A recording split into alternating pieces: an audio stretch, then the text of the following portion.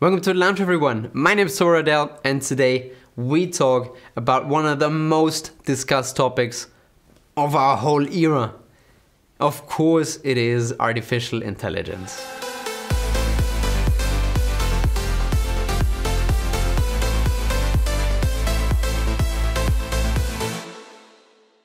The question of what makes AI really intelligent, or whether AI one day will turn machines violent and lead to a war against humans and machines and...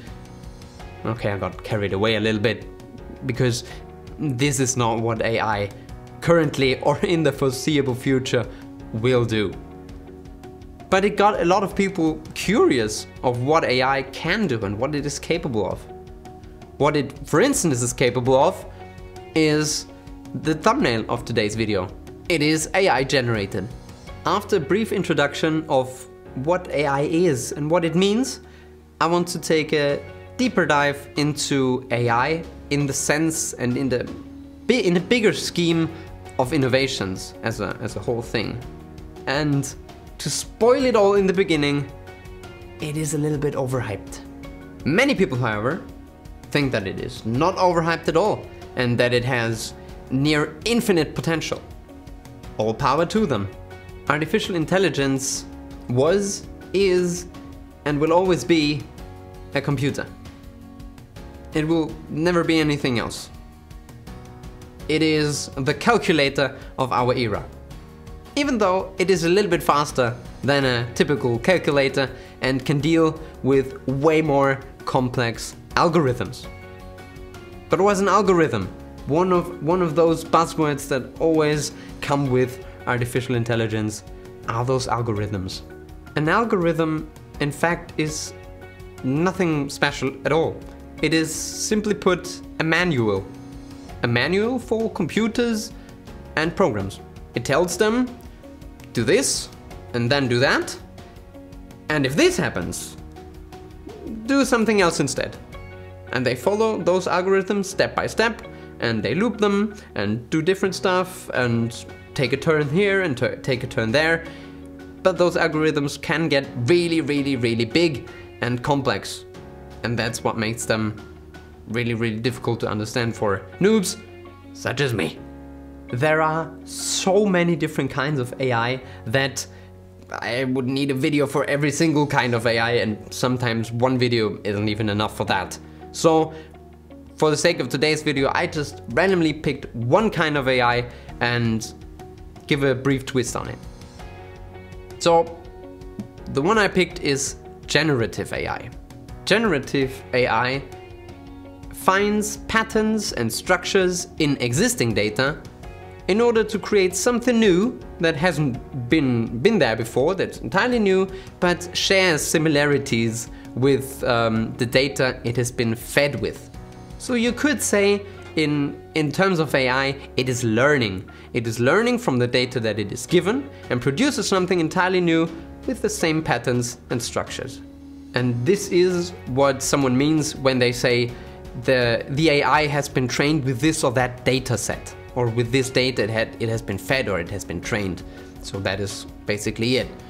The algorithm tells the AI for which patterns and structures to look, and it saves and learns from it and can afterwards reproduce it. The result of my example is a content generator, or more of a randomizer, so to speak. And at this, it is really good, but for many people this is pretty useless. Because what do they need a content randomizer and a content generator for? Other people have their own use cases for it, but there are some things that it is useful for, and certain things, or many other things, it is not quite useful for.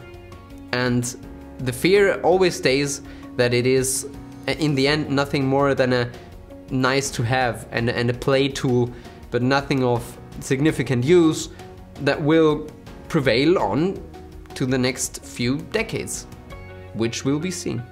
I mean, don't get me wrong, it is really cool to have such a new tool of content creation or art creation, but I must be honest with you, I could live without it. Right now, I don't really need it, and many people feel alike. There are also people that say, I use this tool on a daily basis, I cannot live without it anymore. That's fine as well. I just fear that many people don't see those use cases right now. And from a hype perspective, we went from, oh, look at this new amazing thing, it will change the whole world and how everyone functions and interacts with each other, to, hey, look, I have a cool new background pic. Isn't that cool? I am not here, however, to hate on any form of AI or something like that. I just want to put a few things into perspective, into my perspective of someone who doesn't engage with AI yet on a daily basis, or at least not knowingly, and has a limited knowledge of all these things. But many people, I feel like, do have a limited knowledge about AI and what it is capable of and where the limits are. And there is a really cool tool that helps us understand where this hype of AI is standing right now. How big is this hype? Where are we? Are we in the beginning of the hype, at the end of the hype? Let's just dive into the Gartner Hype Cycle. The Gartner Hype Cycle is a real cool tool. Everyone who studied economy will know about it, because it's a main staple in our day and age in learning about innovation theory. And a part of innovations is the hype that comes with a new innovation. Here is how it works. Over there you can see it already. This is the Gartner Hype Cycle. Not a specific one, a general one. Every Gartner Hype Cycle takes the same approach and has the same path, let's put it that way. First of all, a trend is not really known, an innovation is not really known. It just gets traction over time, and at some point when it got really a lot of traction, it reaches the peak of inflated expectations. Please also pay attention to the names of these phases, because they are actually quite good, I like them a lot.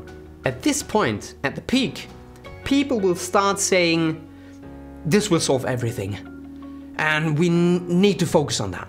And then media picks it up and says some stupid things like, experts have stated that this will change the world forever. No one has ever seen or heard of those experts before and afterwards, but okay, there are obviously some experts. But then things start to get worse. Everything goes tits up. The first people realize, well, what we thought that this could solve, it didn't happen. It couldn't do for us what we thought it could, and even worse, it is completely useless probably.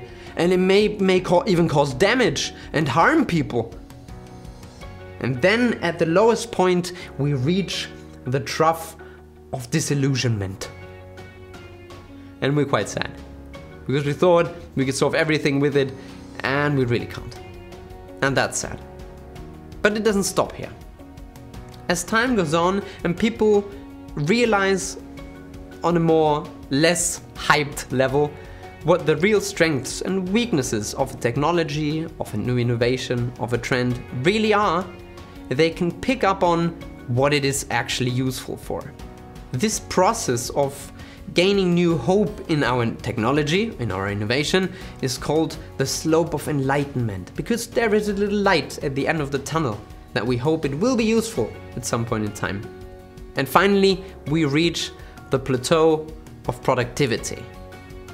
This is simply the point where our trend, our hype, our innovation has went through all its ups and downs, and we've reached a point where it is useful and being used for this and not used for that, and used for this and not used for that.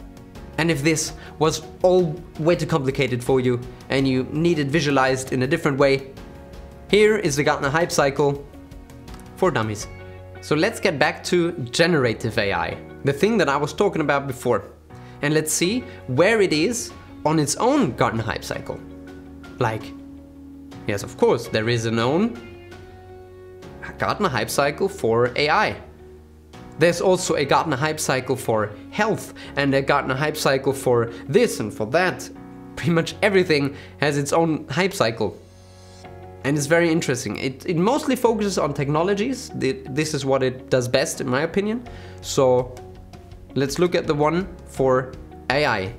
Here it is. And you see, right at the peak, right at the top, by accident, there is generative AI. So, from the point of the Gartner Hype Cycle, it is at its peak of the hype. But in theory, it next needs to plummet completely. But reality shows this is not the same as for every single technology and for every single innovation. The Gartner Hype Cycle is just an approximation of the process. Something is new, we like it really much, we overestimated it a little bit, and now we're at a point that it is useful and that we implemented those things in a way that we needed. In extreme forms, it can take on the form as seen in the Gartner Hype Cycle, but it's not necessary and it's not compulsory for every single hype or innovation. And as you can see, there are a lot of things coming up in the whole sphere of AI. And at least half of what is on there, I have no clue what that is. So I would need George to explain to me what that even means. And if George can't explain, it's not important to know whatsoever.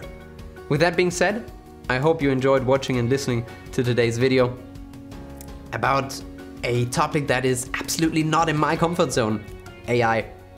If you enjoyed watching, however, and had a few thoughts here and there, that would make my day. My name is Toby Roydell, and I will see you again next time here in my lounge.